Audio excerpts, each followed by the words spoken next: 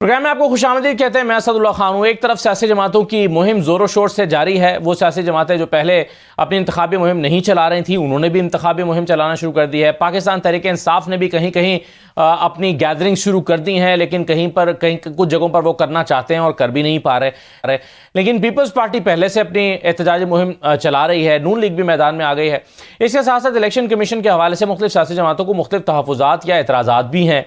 कुछ जगहों पर शिकायत हैं कि हमें निशानात सही नहीं मिले हैं। कुछ पीपल्स पार्टी ने भी ये शिकायत की है कि हमारा निशान जो है वो तीर जो एक जमात का निशान है, वो निशान भी बाज़ कैंडिडेट्स को नहीं दिया गया है।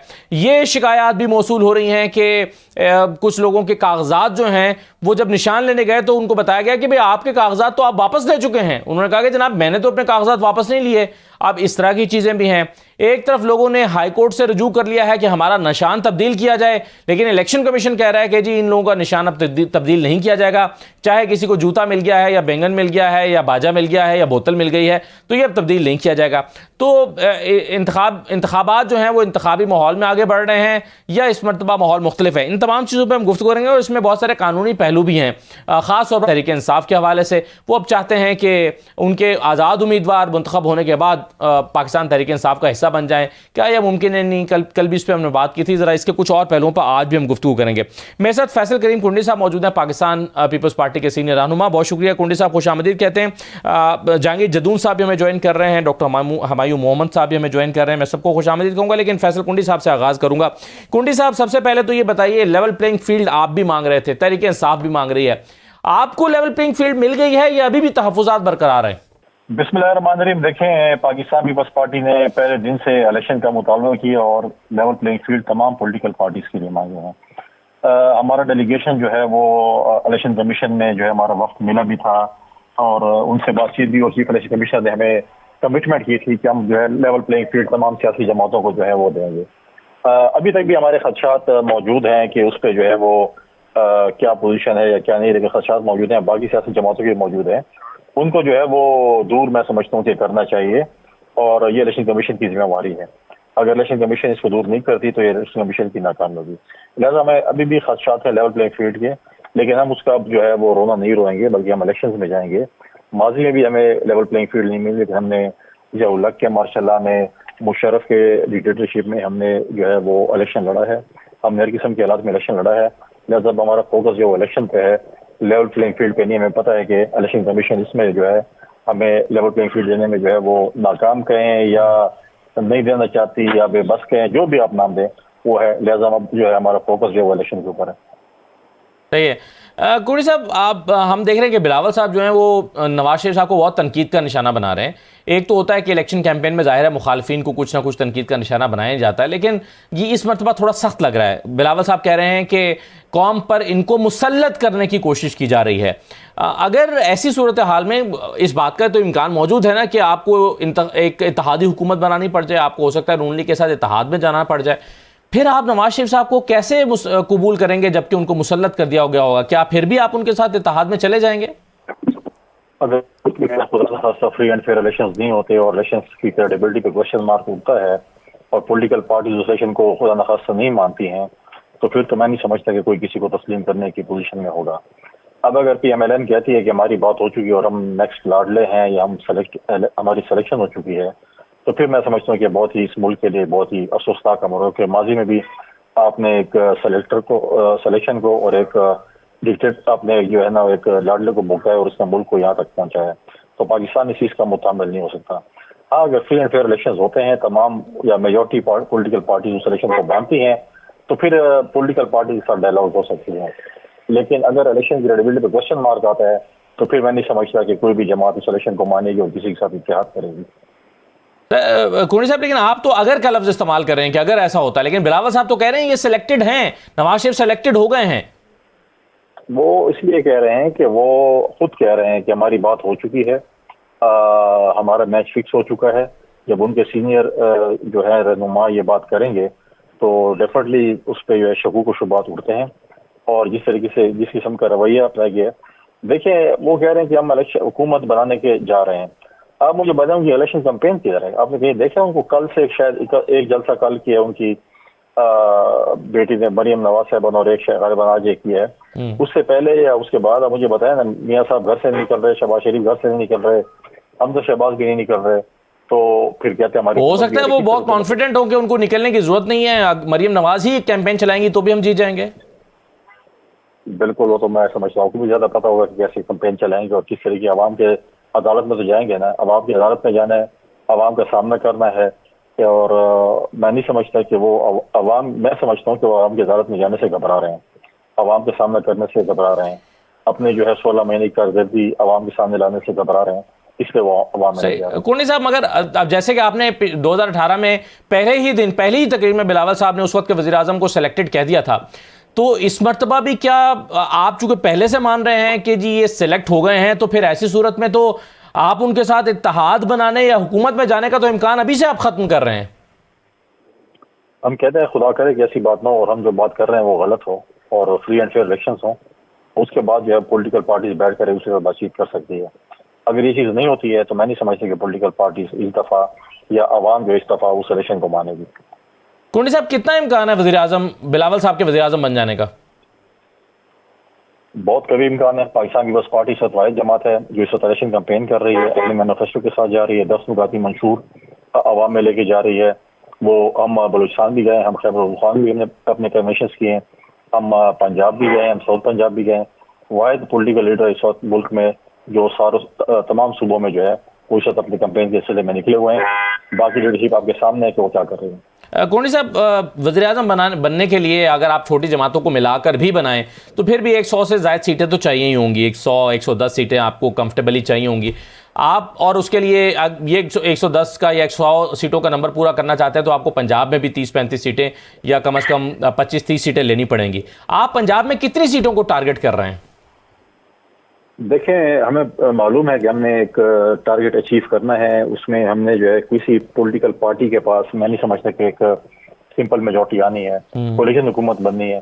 पाकिस्तान पीपल्स पार्टी का कोलिशन हुकूमत में बहुत कामयाब तजर्बा रहा है माजी में जी, और हम अभी भी मैं समझता हूँ कि कोलिशन पार्टनर्स के साथ, कोलिशन पॉलिटिकल पार्टी के साथ मिलकर हुकूमत बनाएंगे और हमें कभी यकीन है कि इंशाल्लाह हम हुकूमत बनाएंगे और बिलावल भुट्टो ज़रदारी साहब वज़ीर आज़म होंगे। मैं नंबर गेम नहीं बता सकता इस वक्त कि कितने जो हैं वो हमारे मेंबर्स वहाँ से जीत सकेंगे, जीत नहीं सकेंगे, क्योंकि मैं भी आपको बोलूँगा इतने जीतेंगे सकते हैं, इतने जीत जाएंगे तो आप कहेंगे जी आपने तो इतने कहा था और आप इतने जीते हैं, ये आपने एग्जैक्ट फिगर बता दी, फिर पता नहीं आपको पहले से पता था या क्या था। लिहाजा मैं इस पर नहीं समझता कि मुझे इस वक्त ये मालूम है कि हम कितनी सीटें जीतेंगे, लेकिन पाकिस्तान पीपल्स पार्टी आपको डेफिनेटली सरप्राइज देगी। सही है, चलिए बिल्कुल ठीक है। मैं ज़रा जंगवी जदून साहब की तरफ भी चला जाऊँ, एक दो सवाल उनके सामने रखता हूँ। जदून साहब, एक तो मुझे ये बता दीजिए कि ये जो निशानात मिले हैं इसमें अब कुछ लोग चले गए अदालत के पास, शहरियार आफरीदी चले गए हैं कि जी मुझे बोतल का निशान ना दिया जाए, आफ्ताब आलम चले गए हैं कि बैंगन का निशान ना दिया जाए, और दूसरी तरफ इलेक्शन कमीशन ने एक प्रेस रिलीज जारी की है। वो प्रेस रिलीज मैं आपके सामने रख देता हूँ। उसमें कहा गया कि तमाम सूबाई इलेक्शन कमिश्नर्स, DROs और ROs को हिदायत की गई है कि वो इंतखाबी निशान की तब्दीली से इस मरहले पर इज्तनाब, और अगर कोई तब्दीली लाजिम दरकार हो तो कमीशन से पेशगी इजाज़त लें, क्योंकि बैलेट पेपर्स की छपाई शुरू हो चुकी है और हो सकता है कि इंतखाबी निशान की तब्दीली मुमकिन ना हो सके। अब मुझे ये बताइए जदून साहब के कानूनी तौर पर जो निशान है और अमली तौर पर यानी उस पर अमल दरामद भी उस फैसले पर अब होना इस मौके पर, क्या निशान की तब्दीली मुमकिन है? देखें, जो उनको रिटर्निंग अफसर को या डिस्ट्रिक्ट रिटर्निंग अफसर को इलेक्शन कमीशन से एक हैंड बुक दी जाती है, मैनुअल, क्या आप इलेक्शन कंडक्ट करेंगे तो किस तरह करेंगे, सिंबल लाट होंगे, तो उसके बाद सिंबल अगर एक बंदे को लाट होता है तो वो अगर कहता है जी ये तब्दील कर दें, उसके लिए रीज़न देनी पड़ती है कि क्या ये सिंबल जो है इस काबिल नहीं है कि इसको लोग आइडेंटिफाई कर सकें, या ये कोई मेरा इसके साथ कोई ऐसा इलाक़ है जिसलिए कोई मेरी डिसरिस्पेक्ट होती है, या फिर कोई मतलब रीज़न देनी पड़ेगी ना तब्दीली। आप मिसाल के तौर पर एक बंदा जाता है कहता है जी बोतल जो है वो मुझे नहीं चाहिए, तो क्या what reason he has given to the returning officer कि जी मुझे ये बोतल नहीं चाहिए, ठीक है, उसमें रीज़न दें। अगर रीज़न जेन्युइन होंगे, रिटर्निंग अफसर समझेगा ठीक है ये मसला वोट कास्ट करने से रिलेटेड है, वो रीज़न इसकी वो है कि लोग जो हैं वो मिसलीड हो जाएंगे या मिसलेड हो जाएंगे इससे आइडेंटिफाई करने में निशान को, तो डेफिनेटली उसका राइट बनता है। लेकिन हैविंग सेड दैट कि जब अब प्रिंटिंग शुरू हो जाएगा बैलेट पेपर का, तो फिर इलेक्शन कमीशन के लिए काफ़ी मुश्किल पैदा हो जाती है कि एक दफ़ा निशान जब प्रिंट हो जाता है बैलेट पेपर पे, फाइनलाइज कर देते हैं रिटर्निंग अफसर, तो फिर उसको बार बार चेंज में ख्याल मुश्किल हो जाता है, फिर प्रॉब्लम क्रिएट होते हैं इलेक्शन को प्रॉपर वक्त पे कंडक्ट करने के लिए। सही है। तो आप ये देखें, हमारे यहाँ बहुत सारे स्टिग्मास जो हैं वो जुड़े होते हैं मुख्तलिफ चीज़ों के साथ। अब जैसे शेर बहादुरी का निशान है, तो ऐसे ही बकरी जो है वो बुज़दिली का या कमज़ोरी का निशान है, या हमारे यहाँ इसमें उर्दू में मुहावरे भी मौजूद हैं इसके लिए। आप नहीं समझते कि इस तरह के निशान से सियासी मुखालिफ को मौका मिलता है कि वो जो है वो उस पर इस तरह के नारे लगा सके जो, और उसको सियासी मैदान में जो है वो कमज़ोर साबित कर सके? क्या ये आर्गूमेंट कोर्ट ऑफ लॉ में नहीं चलेगा? नहीं, ये कोई आर्गूमेंट नहीं होता। देखें, सियासी नारे तो जो आप दो बड़ी पार्टियां हैं वो भी लगा रहे हैं, शेर का निशान का बैट से नहीं होता, वो तीर से होता है। वो ये चीज़ें मैटर नहीं करती। आपने वो ग्राउंड देने हैं जो आपको पब्लिक जो वोट कास्ट करने वाले हैं। वैसे तो देखें ना, हर बंदा अपनी पसंद का निशान तो नहीं मिल सकता हर बंदे को। वो आप सारे बंदे जो बैट वाले तो बिल्कुल फारग हो गए हैं, अब उनके जितने कैंडिडेट हैं उनको किसी को क्या मिल रहा है, किसी को क्या मिल रहा है। लेकिन निशान की तब्दीली के लिए अगर आप चाहते हैं तो रिटर्निंग अफसर के पास पावर्स होती हैं कि वो चेंज कर दे, लेकिन वो उसके लिए मैं रीज़न आपको बता दिए वही होती है। बाकी एक बंदा कहे जी ये बकरी देखे ना, तो वो तो नबी पाक सल्लल्लाहु अलैहि वसल्लम जो है हमेशा बकरियों को जो है उन्होंने चराया भी है। बकरी एक रिस्पेक्ट है, देखें उसकी कितनी यूटिलिटी है। इस तरह किसी को डिस्ग्रेस नहीं करना चाहिए। इसी के लिए खाने की चीज़ है, चलें किसी को बैंगन ही मिल गया है तो वो भी एक सब्जी है। आज तो मैंने सुना था शेफ शाहीन, मेरा ख्याल है अपनी मार्केटिंग कैंपेन्स के लिए इस तरह के कमजोर निशान वाले लोगों को आपसे रुजू करना चाहिए जदून साहब, ताकि आप उनको इस तरह के जुमले अच्छे अच्छे बना के दें और आप कहेंगे नहीं जनाब इसमें इसकी कैंपेन इस अंदाज में बनाई जा सकती है। नहीं देखें ना आप, ये तो अल्लाह ताला की क्रिएशन है एवरीथिंग, उसको वैसे कंडेम नहीं करना चाहिए। हाँ, अगर कोई रीज़न देखें ना, रीज़न उसकी वैलिड ये हो सकती है कि जो इलेक्टोरेट है आपका, जो वोट कास्ट करने वाले लोग हैं, जिस तरह बुजुर्ग होते हैं बात काज, तो वो ऐसा निशान है, इस तरह अगर पेन किसी को मिल गया है या कोई किताब मिल गया उसमें थोड़ा सा आइडेंटिफाई करने में, सर ये बताएं कि गधा होते हैं ना उसकी रिजेंबलेंस जो है ना, अगर आपको भी मुझे भी और कुंडी साहब को भी एक ऐसा निशान मिल गया या हम तीनों को, कि इनकी रिजेंबलेंस आपस में आइडेंटिफाई करना एक आम इलिटरेट पर्सन के लिए मुश्किल हो जाएगा कि जी कुंडी साहब का निशान कौन सा है, मेरा कौन सा है, आपका है, तो उसमें फिर रीजन वैलिड होती है कि उस निशान को। चलें ये बताएं सर कि गधा या कुत्ता क्यों नहीं निशान हो सकता इंतखाबी निशान? ये तो देखें इलेक्शन कमीशन का जवाब दीजिए कि उन्होंने, लेकिन आपको क्या लगता है कि उन्होंने क्यों नहीं गधा रखा होगा कि इंतखाबी निशान या कुत्ता? मैं देखिए, मुझे इस पे कोई इसकी वो भी तो मासूम जानवर है सर, और कुत्ता हिफाजत के काम आता है, ब्रेव होता है, उसके भी तो कई खुसूसियात हैं। हो सकता है उन्होंने इस्लामिक पॉइंट ऑफ व्यू उन दोनों को ना रखा हो कि कुत्ते का भी जिक्र है। हालांकि कुत्ता को तो वेस्टर्न सोसाइटी में तो इसको बड़ा पसंद किया जाता है। इधर हमारे लोग भी जो ज्यादा एलीट कल्चर को पसंद करते हैं वो कुत्तों को साथ खिलाते हैं। सही है। तो गधे की तो आपको पता है आवाज कुरान में भी दिया गया कि उसकी सबसे जो बुरी आवाज होती है वो गधे की होती है। तो हो सकता है इसलिए उन्होंने ना रखा हो कि चलो गधा ना किसी को दे। बिल्कुल सही है। अच्छा ये बताएं जहांगीर जद्दून साहब, आपने कहा कि जैसे अगर एक हल्के में एक बंदे के दो उम्मीदवारों को मिलता जुलता निशान आता है, ये भी हुआ है। एक केस इस तरह का भी अदालत में गया है कि दो उम्मीदवारों के नाम, दोनों का नाम आसिफ है और दोनों को म्यूजिकल इंस्ट्रूमेंट्स मिले हैं, दोनों के बाजों की शक्ल में फर्क है, एक का बाजा है दूसरे का भी बाजे की एक शक्ल है। तो ये एक जवाज काफी है अदालत के पास कि उसको तब्दील कर दे निशान को? ये तो एक जनरल मालूम होती है। ये इसमें देखे ना कोर्ट दे सकती है, रिटर्निंग अफसर को बेसिकली ये चीजें देखनी चाहिए। कोर्ट के मामलात नहीं, हाई कोर्ट के लेवल के, ये तो जो आपका रिटर्निंग अफसर होता है, डिस्ट्रिक्ट रिटर्निंग अफसर, उस लेवल पे ये चीज़ें सेटल हों कि बिल्कुल। मैंने अभी कहा आपको कि अगर ऐसे ऑन सीरियस नोट के ऐसे निशानात हैं जिन पे जो आपका वोट कास्ट करने वाला बंदा है वो लेट से वो पढ़ा लिखा नहीं है, वो बिल्कुल जो है वो इसमें डिफरेंशिएट नहीं कर सकता कि किस को मैंने वोट करना है, तो उसमें फिर उनको वो चेंज करनी चाहिए। क्योंकि आप अगर वो चेंज नहीं कर रहे तो फिर आप लोगों का जो भी फंडामेंटल राइट है ना वो अब डिनाई कर रहे हैं कि उनको चाहिए कि वो एक ट्रू आइडेंटिटी के साथ है, क्योंकि वोट की प्राइवेसी भी होती है। दूसरा बंदा तो उसके साथ जा नहीं सकता उसको बताए, तो इस तरह फिर बड़े प्रॉब्लम क्रिएट होते हैं कि वोट की आपने प्राइवेसी भी रखनी है, वो उसकी जो आइडेंटिटी है वो भी क्लियर हो कि बंदा अपने ज़मीर के मुताबिक या जिसको चाहता हो वोट डाल सके। वोट की क्योंकि निशान पे स्टैंप करनी पड़ती है, नाम पे आगे निशान लिखा हो, जो बंदा अनपढ़ है उसको नाम अगर पढ़ना नहीं आता किसी का तो वो तो फिर निशान पे लगाएगा कि ये निशान कौन सा है, कुर्सी है, मेज़ है, जो भी बेशुमार चीज़ें आगे आ रही हैं, कोई किसी जानवर का है, कोई इंस्ट्रूमेंट है। अच्छा, उसको आइडेंटिफाई होना चाहिए। ठीक है जदून साहब, कुछ शिकायत इस किस्म की मौसूल हो रही हैं, जैसे गुजरात से एक पीटीआई के उम्मीदवार हैं चौधरी इलियास, उन्होंने कहा कि जी मेरे कागज, यानी मैं निशान लेने के लिए गया, उन्होंने कहा कि आपने तो अपने कागजात वापस ले लिए हैं। तो इन्होंने कहा कि जी मैं लिए, तो उन्होंने कहा कि आपके एफिडेविट है, आपने एफिडेविट के साथ वापस लिए हैं। और यही गुजरात के एक और हल्के में मुदस्सर मछियाना नाम का उम्मीदवार है, उसके साथ भी ये हुआ है। तो ये ज़रा सुनिए चौधरी इलियास क्या कह रहे हैं और वो किस तरह से अपनी शिकायत कर रहे हैं, ज़रा सुन लीजिए। डॉक्टर हमायूं मोहम्मद साहब हमारे साथ मौजूद हैं, पाकिस्तान तहरीक इंसाफ के रहनुमा हैं, सेनेटर हैं। डॉक्टर साहब आपको भी खुशामदीद। मैं एक चौधरी इलियास साहब का एक बयान सुनवा रहा था जो कह रहे हैं कि जी मेरा एक उम्मीदवार जो है वो मेरा एक आदमी गया है, ये खुद उम्मीदवार है, इनको पाकिस्तान तहरीक इंसाफ ने टिकट दिया था लेकिन अब आज़ाद उम्मीदवार के तौर पर लड़ रहे हैं। और इन्होंने कहा कि 62 गुजरात से, और कहा कि जी जब निशान लेने के लिए गए तो कहा गया आपने तो कागजात ही वापस ले लिए हैं। ये शिकायत एक आध जगह से और भी मौसूल हुई हैं। लेकिन डॉक्टर साहब आप समझते हैं कि हल्के में उम्मीदवार का खुद मौजूद ना होना, जैसे इनके बारे में चौधरी इलियास साहब के बारे में खबर ये है कि अभी तक ये हल्के में नहीं आए, शायद ये रूपोश हैं, ऐसी सूरत में ये प्रॉब्लम्स पेश आ रही हैं या और भी शिकायत मिली हैं तहरीक इंसाफ को? बिस्मिल्लाहिर्रहमानिर्रहीम। देखिए मैं आपको एक और वाकया सुनाता हूँ। मेरे क्लास फेलो है हसन अब्दाल से जी, डॉक्टर ताहिर जावेद, उन्होंने 2 दफा अमेरिकन बोर्ड किया हुआ है हेमाटोलॉजी में और साथ ये ऑन्कोलॉजी में, ठीक है। अच्छा, बहुत पढ़ा लिखा आदमी है और ये पंजाब के हेल्थ मिनिस्टर भी रह चुके हैं। उनके साथ एग्जैक्टली यही हुआ है कि जब वो गए हैं तो आरओ ने कहा है कि जी एक्चुअली शायद आरओ उनको जानते थे।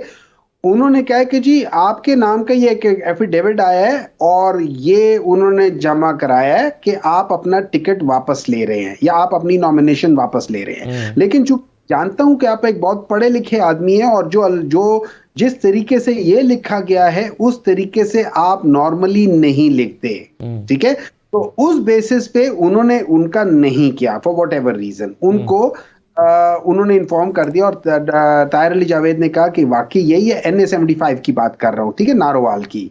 ये वही हल्का है जिसमें अपने क्या नाम है, ये जो नून लीग के अभी जो दानियाल अजीज साहब के मुकाबले में लड़ रहे हैं ये अजीज वाले, उसके उस हफ्ते में, ठीक है। तो उन्होंने भी ये इसी तरह का, और बहुत सारी जगहों पे इस तरीके की चीजें हो रही हैं। देखिए ये सारी चीजें अब आपको, जब हमने प्री पोल रिगिंग की बात कर रहे हैं तो उसमें ये सारे हर स्टेज में आप देख रहे हैं कि किस तरीके से पाकिस्तान तहरीक इंसाफ को रोका जा रहा है। हमें तो ऐसा लग रहा है जैसे वो किसी जमाने में अब वो मूवी नहीं होती थी 7 वॉयजेस ऑफ सिंदबाद के, एक के बाद दूसरे बड़े वो बला के सामने आप जाके उनसे लड़ रहे हो और उनको मार रहे हो, फिर अगले स्टेज में जाते हो उससे बड़ी बला होती है। सारे 7 वॉयजेस ऑफ सिंदबाद है कि हम हर स्टेज पे हमारे सामने कभी कौन आ जाता है, कभी कौन आ जाता है, अजीब अजीब सी चीजें हो रही हैं जो पहले, ठीक है, लोगों के ऊपर बिल्कुल सख्तियां हुई हैं, इसमें कोई शक नहीं है। लेकिन एक सख्ती और इस तरीके की आज तक नहीं हुई किसी पॉलिटिकल पार्टी के ऊपर, इस तरह की नहीं हुई। लेकिन खैर एनीवे,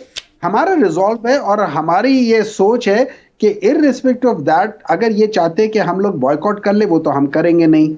हम तो आखिरी वक्त तक मुकाबला करेंगे और एंड में वो जो मेडूसा का सर है ना, वो भी हम काट के इन लोगों के हाथ में पकड़ा देंगे कि ये लो जी, ठीक है। तो वो सारी जितनी भी बलाएं थी वो अभी बाहर निकलनी शुरू हो रही हैं और हमने एक एक करके उन सब बलाओं के हमने सर पकड़ के कुचलने और अपनी जो वॉयज है इंशाअल्लाह ताला वो हम खत्म करेंगे बाय मैक्सिमम तरीके इंसाफ। ठीक है, राइट सर। चलिए मुझे एक छोटा सा ब्रेक लेना है, ब्रेक के बाद जरा कुछ और चीज़ों पे बात करते हैं। पीटीए के अंदर लड़ाई क्यों चल रही है?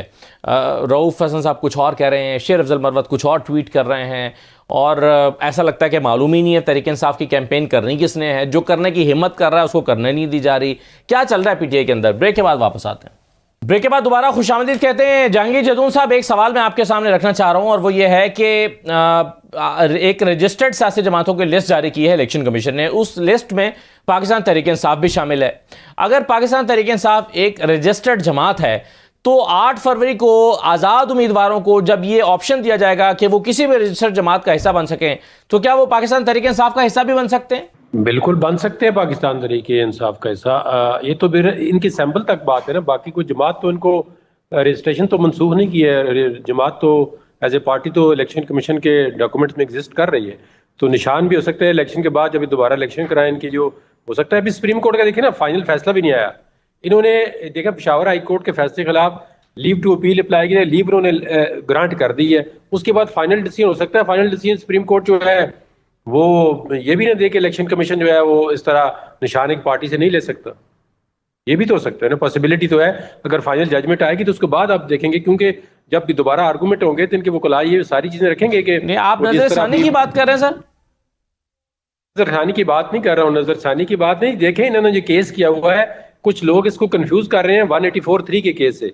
184(3) का केस नहीं था ये, पेशावर हाई कोर्ट से एक डिविजनल बेंच के ऑर्डर के खिलाफ अपील थी। CPLA होता है, ठीक है, petition for leave to appeal होती है। तो उसके बाद इनको लीव ग्रांट हो गई है।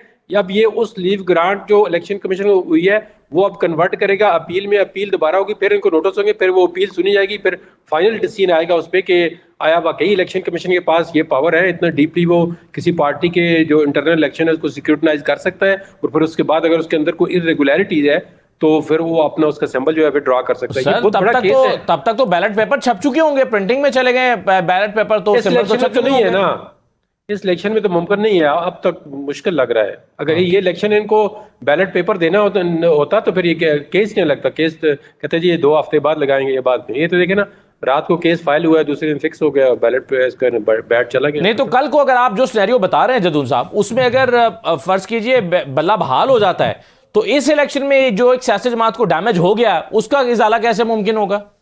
बिल्कुल नहीं होगा। ये तो इसीलिए तो कहते हैं ना, देखें जजमेंट के अंदर कमजोरियां होती हैं। जब जजमेंट आप डिलीवर कर सकते हैं तो उसके आप इम्पैक्ट भी देखें ना क्या होंगे। कल को अगर आप इसकी इलेक्शन कमीशन अपील करता है, उसकी अपील डिसमिस हो जाती है, तो फिर तो आपने जो नुकसान दे दिया जमात को। ये तो एक लीव ग्रांट करने से आपने एक ऑर्डर पास कर दिया कि इनका बैट जो है वापस। और यही सवाल तो पेशावर हाई कोर्ट ने उठाया था कि कल को अगर फैसला होता है किसी भी अदालत में जाके कि इंटर पार्टी इलेक्शंस ठीक हुए हैं, या नजरसानी में ही अपील में फैसला हो जाता है, तो फिर क्या होगा? इलेक्शन दोबारा होंगे? ये सवाल तो पेशावर हाई कोर्ट ने भी फैसला देते हुए उठाया था। नहीं देखें, इलेक्शन अगर ये बात नहीं भी होती कि इलेक्शन चलो एक मिनट के लिए मानते हैं, या जो डेफिनेटली बातें हैं उसमें तो कोई शक नहीं है, क्यों ना होते हैं, और हर पार्टी इलेक्शन को सीरियस नहीं लेती।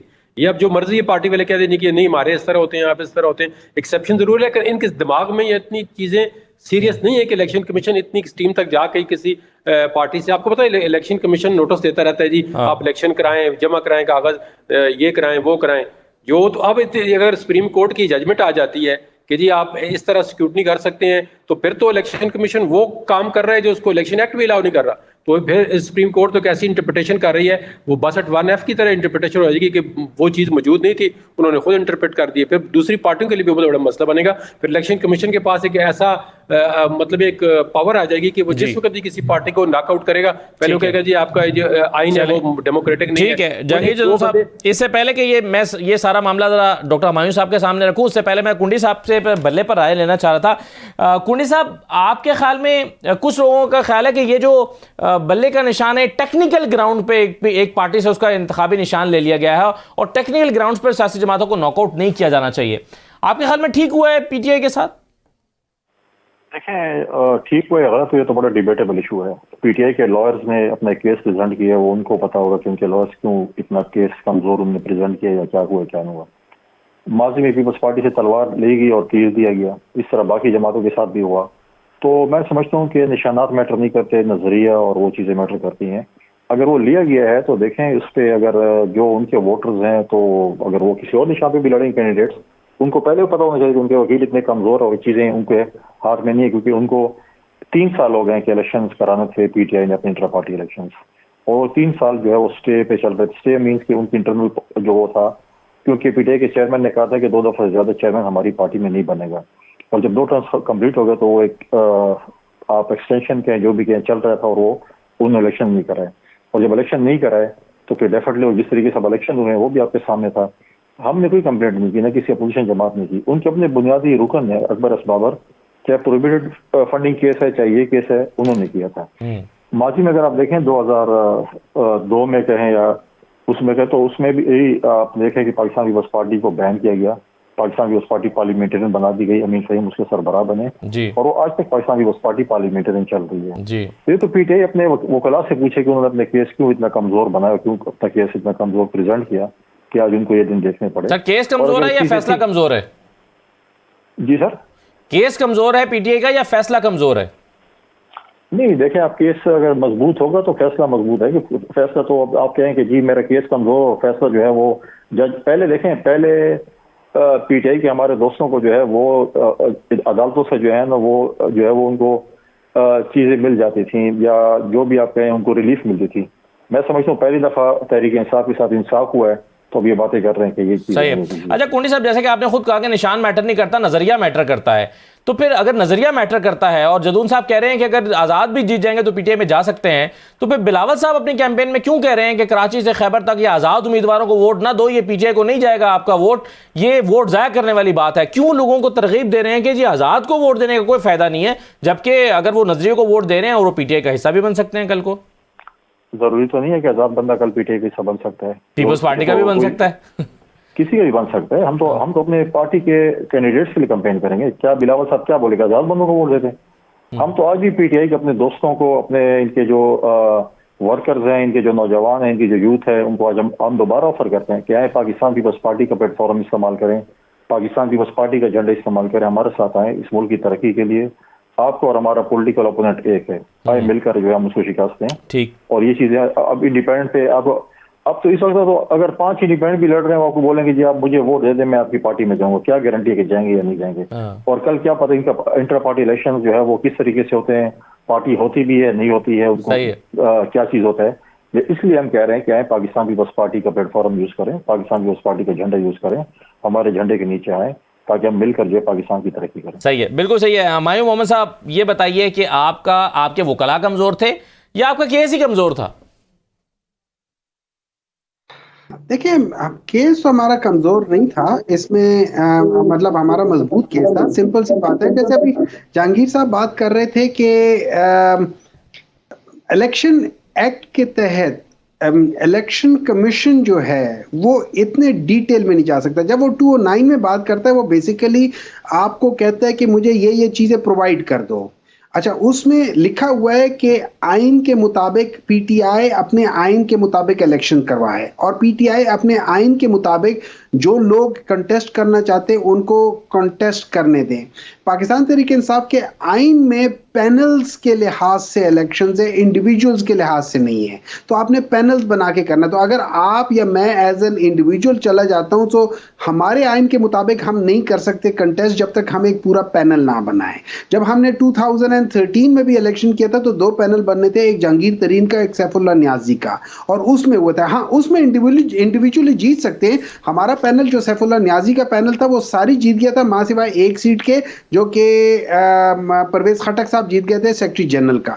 तो उस लिहाज से आप, लेकिन होता पैनल्स का है, उसके अलावा नहीं होता। तो उस बेसिस पे, लेकिन देखिए जब उन्होंने बात की थी, मैं पहले भी 2-3 दफा कह चुका हूं, ये जो डिसीजन है ना, ये डिसीजन एक्चुअली जस्टिस मुनीर का जो डॉक्ट्राइन ऑफ नेसेसिटी है, ये उसका पार्ट 2 हो गया है। ये पार्ट 2 इस तरीके से हो गया है कि अगर ये इलेक्शन कमीशन को आप इख्तियारात दे देते, तो हमें भी पता है election commission can easily be manipulated, और वो किसी भी पार्टी को जो स्ट्रॉन्ग पार्टी है या वीक पार्टी है या किसी लिहाज से, उसको वो डिसमेंटल कर सकती है, वो उसको खत्म कर सकती है, इलेक्शन से बाहर निकाल सकती है। So that is very wrong. और मुझे नहीं पता कि इसके दूर रस और इन लोगों के, जिन लोगों ने ये डिसीजन लिया है, आई डोंट नो कि उनके हिस्ट्री में नाम कैसे पढ़े जाएंगे, वो तो बात की बात है। लेकिन एक बात याद रखना, ये जो बात कह रहे हैं ना कि पाकिस्तान तहरीक इंसाफ के ये सारे जो कैंडिडेट्स हैं ये इंडिपेंडेंट हो जाएंगे, वो इंडिपेंडेंट नहीं होंगे, क्योंकि पाकिस्तान, इनके सिर्फ सिंबल्स बदले हैं,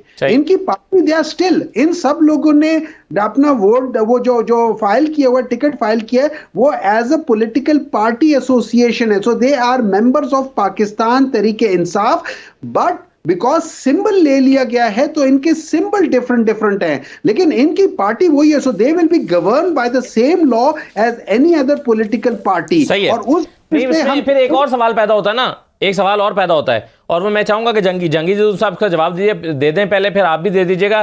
जद्दून साहब, अगर इलेक्शन कमीशन ये कहता है कि एक सियासी जमात का मेंबर दूसरी सियासी जमात के टिकट पर इलेक्शन नहीं लड़ सकता, जैसे हमने बल्लेबाज के केस में देखा था, उनका नोटिफिकेशन आ गया, तो क्या एक सियासी जमात का मेंबर आजाद मुंतखब होने के बाद दूसरी सियासी जमात का हिस्सा बन सकता है अपनी सीट समेत? नहीं, देखें, एक वो तो डिफेक्शन क्लास में आता है। डिफेक्शन क्लास तो सुप्रीम कोर्ट ने रीराइट कर दी। अब उन्होंने ये भी राइट नहीं छोड़ा, तो कहते हैं आप इंटेंशन पे ही आपकी वोट जो है वो आप डिफेक्शन क्लास में वो हो जाएंगे। उन्होंने पहले कहा था जी कि आप पहले वोट काउंट होने दें, उसके बाद डिफेक्शन। उन्होंने उसकी भी इंटरप्रिटेशन चाहिए सुप्रीम कोर्ट से, कि उन्होंने कहा था कि आर्टिकल 63A को रीराइट कर दिया कि जो बंदा एक दफ़ा उसने वोट कास्ट के वोट काउंट भी नहीं होगी और वो उस पर डिफेक्शन क्लास जो है वो अप्लाई हो जाएगी। अब इस तरह होता नहीं है कि आपने ऑफेंस न किया, वो करने से पहले आपको सजा दी जाए, उसके भी जो है वो अंडर कंसिडरेशन होना चाहिए सुप्रीम कोर्ट के कि वो उन्होंने नहीं उसको सर, बड़ी जाती है। देखिए ना, सादा सवाल मैं चाह रहा हूँ कि जरा इसको बहुत आम आदमी की इसको उसके समझने के लिए सादगी से जवाब दे दें कि एक बंदा पीटीआई का मेंबर है फर्ज करें और उसको सिंबल नहीं मिला, बल्ला आजाद लड़ रहा है लेकिन है वो पीटीआई का मेंबर, जब जीत जाएगा क्या वो पीपल्स पार्टी में जा सकता है अपनी सीट को लेकर? बिल्कुल, वो यही जवाब देगा ना, जाएगा उसका जी मैंने पार्टी के सिंबल पे इलेक्शन नहीं लड़ा, मैं तो इंडिपेंडेंट अपने निशान पे इलेक्शन लड़ा हूं। लेकिन वो पीपल्स पार्टी का, अच्छा ठीक है चलें, सही है। देखे ना, पीपल्स पार्टी का ये मतलब होता है निशान का ही तो डैमेजिंग है ना, ये निशान इसलिए दूसरा सवाल ये है सर आपसे, दूसरा जदून साहब सवाल ये है, आपने जैसे कि खुद कहा कि अगर पीटीआई रजिस्टर्ड जमात है, आजाद उम्मीदवार जीतने के बाद तहरीक इंसाफ में भी जा सकता है। अगर वो तहरीक इंसाफ में फर्ज करें 100 उम्मीदवार आजाद उम्मीदवार जीत के तहरीक इंसाफ में चले जाते हैं, तो क्या उन 100 की बुनियाद पर मखसूस नशस्तें मिल जाएंगी? डेफिनेटली, अगर वो पार्टी कुलियन में इतने बंदे पूरे कर लेती है मिल जाएंगी नशस्तें। वो तो कोई अगर जमात की देखें ना, ये इस तरह होता है ना, बाज़ औक़ात देखें अगर 5 पे सीटें बनती है, 5 मिसाल के तौर पे 5 सीटों पे एक रिजर्व सीट बनती है, एक बंदे के पास 2 सीटें हैं, एक के पास 3 सीटें हैं, वो दोनों सीटों नहीं, मगर फिर पीटीआई ये क्यों कह रही है, हुमायूं साहब, पीटीआई फिर ये क्यों कह रही है कि हमसे हमारी 227 मखसूस नशस्तें छीन ली गई हैं, जबकि छीनी तो फिर नहीं गई ना? फिर तो अगर आजाद उम्मीदवार जीतेंगे, जीतने के बाद वो पीटीआई का हिस्सा बन जाएंगे, अपनी जो भी उनका तनासुब बनेगा उस तनासुब पे मखसूस नशस्तें ले लेंगे। देखिए इस तरह ये है कि लेट मी रिफ्रेज, ठीक है, अगर किसी ने कहा छीन ली गई है तो मे बी उनको हम रिफ्रेज कर सकते हैं कि छीनना चाह रहे हैं, ठीक है। ये याद रखें कि इसमें बहुत सारे आपको एक बहुत स्लिपरी स्टेज आपको दे रहे हैं, लेकिन मैं ये समझता हूँ, जदून साहब मुझसे बहुत बेहतर जानते हैं, लेकिन मैं ये समझता हूँ एक्चुअली उनमें से कोई भी किसी और पार्टी में नहीं जा सकता, क्योंकि उन्होंने जो टिकट दिया है वो एक पार्टी टिकट है। उन्होंने एज एन आजाद अपने जो फॉर्म्स फिल किए वो एज एन आजाद नहीं दिए। तो वो जो एफिडेविट होता है उसमें लिखा होता है कि मैं पाकिस्तान तहरीक इंसाफ का मेंबर हूं और ये मेरा टिकट, ये मेरा सिंबल है तहरीक इंसाफ का। जब वो सिंबल चेंज हो गया, आपकी पार्टी नहीं चेंज हुई, खाली सिंबल चेंज हुआ है, ठीक है ना। तो आप भी उस पार्टी के मेंबर के बेसिस पे जा रहे हो, लेकिन एट अ डिफरेंट वो है, और आपको पार्टी सपोर्ट कर रही है, आपको पार्टी आपके लिए कैंपेन कर रही है, आपकी पार्टी हर चीज कर रही है, और उस सिर्फ सिंबल के लिहाज से। सो टेक्निकली अगर आप मुझसे पूछे, अगर मैं लॉयर होता, मैं इस केस को लेकर चलता और इसकी बजाय इसके कि वो पीटीआई में शामिल हो, अगर वो जीत जाते हैं दे आर स्टिल पीटीआई, और हम उस बेसिस पे हमारी कोशिश होगी। इट्स अ स्लिपरी ग्राउंड, बहुत स्लिप होने के चांसेस हैं, और आजकल कुछ पता नहीं होता, हर चीज रीराइट हो रही है। जो कॉन्स्टिट्यूशन कुछ कह रहे हैं और एक्ट कुछ और कह रहे हैं, और एक्ट को हम कॉन्स्टिट्यूशन के ऊपर वो कर रहे हैं। हम लोग यहाँ पे कहते हैं कि हम कॉन्स्टिट्यूशन सुप्रीम है, पिछले 1 साल से कॉन्स्टिट्यूशन ने कहा था इलेक्शंस करा लो, उस पर कुछ नहीं हुआ, और जिन लोगों ने नहीं कराया उनके ऊपर कोई आर्टिकल 6 भी नहीं लगा। जिन लोगों ने कॉन्स्टिट्यूशन की वायलेशन की थी मार्च में, उनके ऊपर कुछ नहीं हुआ।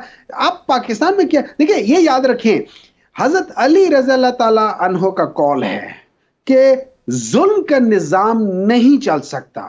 ये जो प्रेजेंट निजाम है जुल्म का निजाम, ठीक है।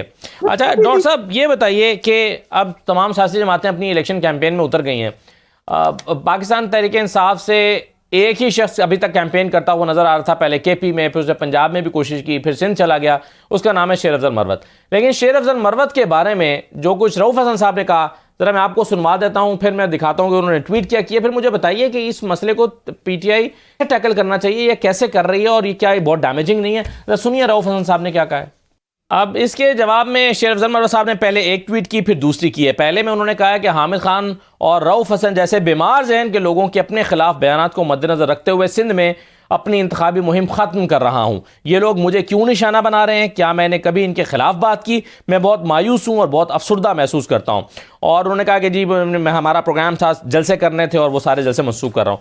लेकिन अभी उन्होंने थोड़ी देर पहले, चंद घंटे पहले एक ट्वीट की थी जिसमें उन्होंने कहा कि workers is right and I will continue campaigning for PTI in Sindh, I will not be distracted.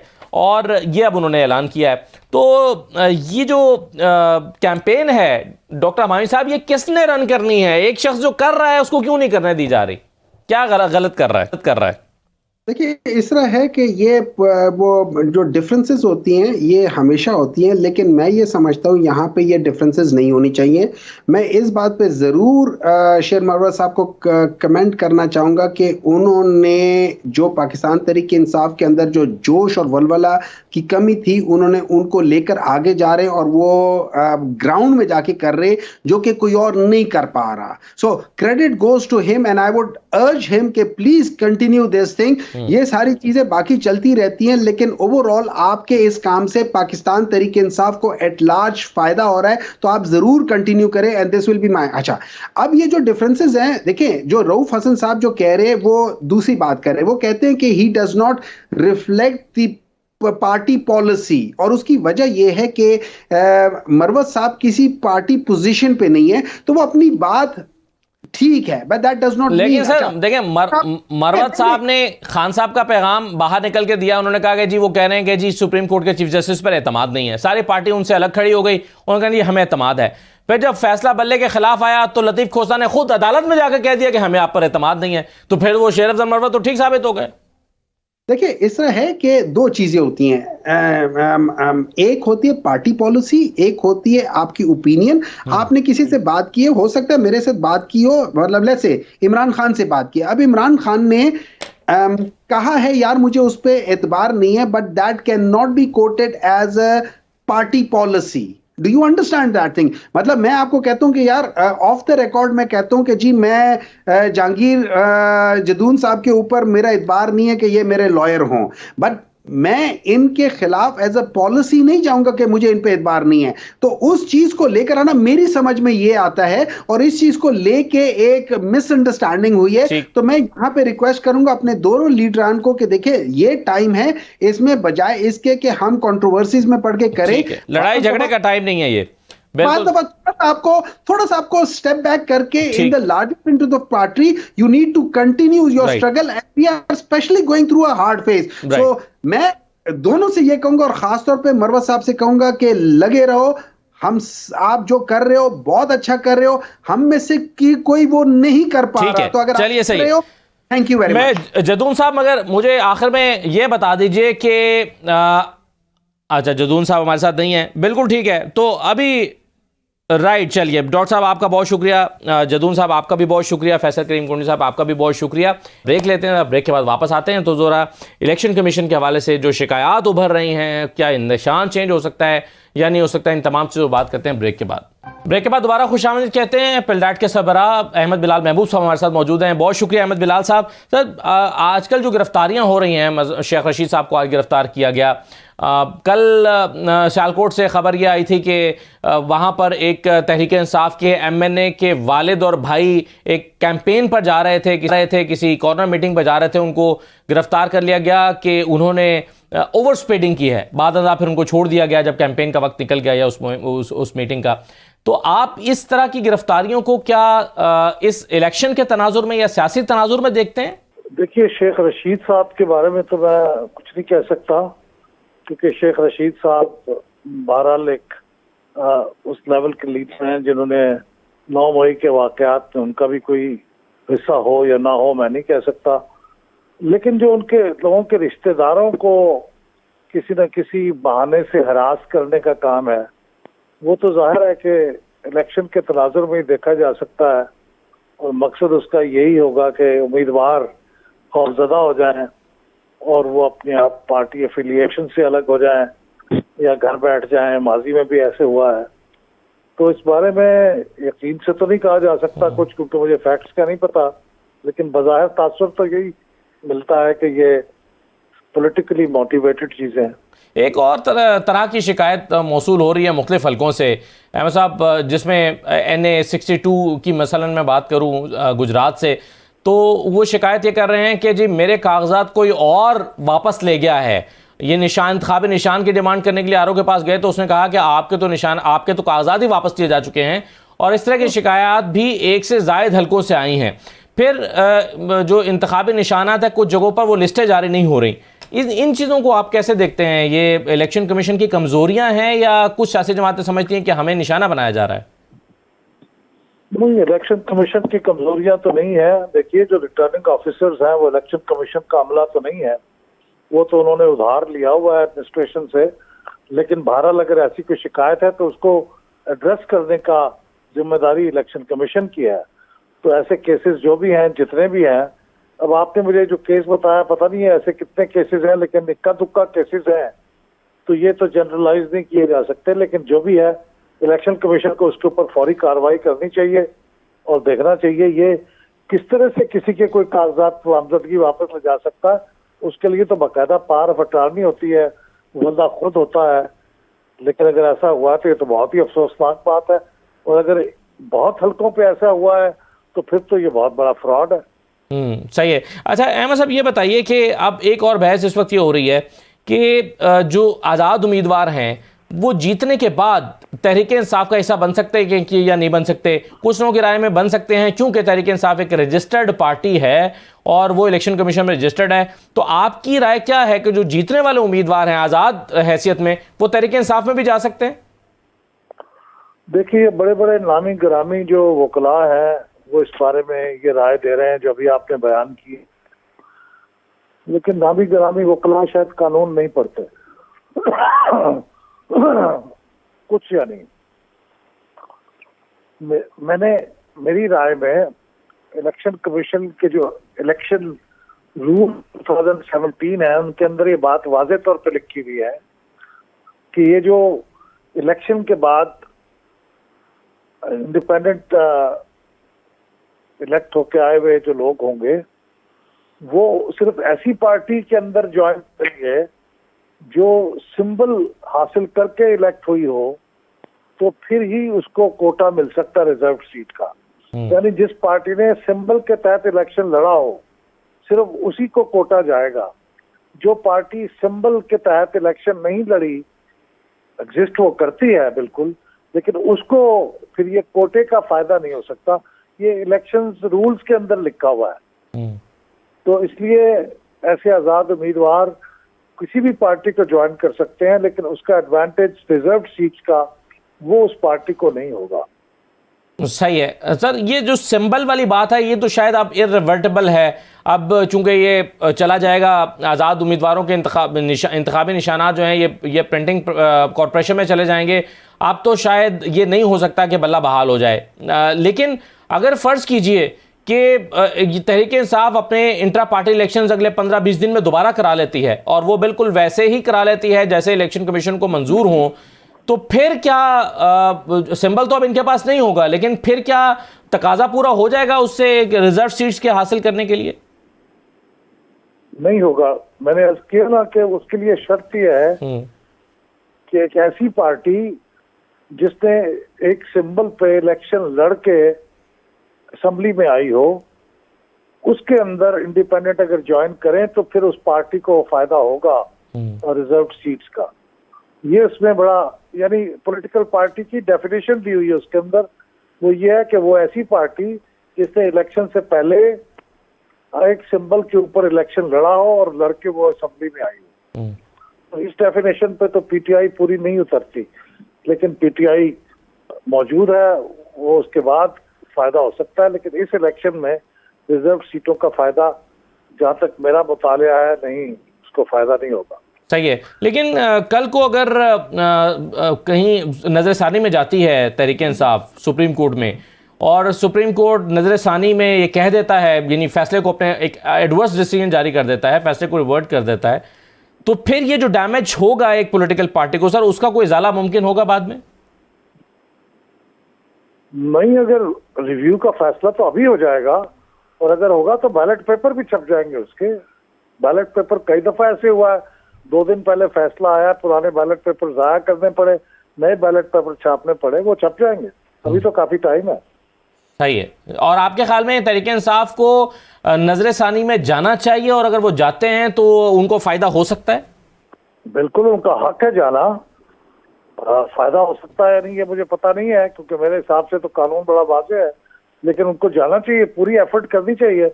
और हो भी सकता है कि ये रिवर्स हो जाए, और रिवर्स हो जाए तो पूरी चीज बदल जाएगी। ठीक है, उनको करना चाहिए ये, क्या हाँ, आखिरी कोशिश भी करनी चाहिए। सही है, बहुत शुक्रिया। अहमद बिलाल महबूब साहब हमारे साथ मौजूद थे। नाज़रीन, अहमद बिलाल महबूब साहब के इस बात का इम्कान नहीं है। जहांगीर जदूद साहब कह रहे थे इस बात बिल्कुल ये होगा, आज़ाद उम्मीदवार जीतेंगे तो पीटीआई में चले जाएंगे क्योंकि वो एक रजिस्टर्ड पार्टी तो बाहर है। लेकिन अहमद बिलाल महबूब साहब की राय उनसे मुख्तलिफ है। अब देखिए कि इसकी अगर ये मामला अदालत के पास जाता है तो वहाँ से क्या तशरीह हमारे सामने आती है। इजाज़त दीजिए, अल्लाह हाफ़िज़।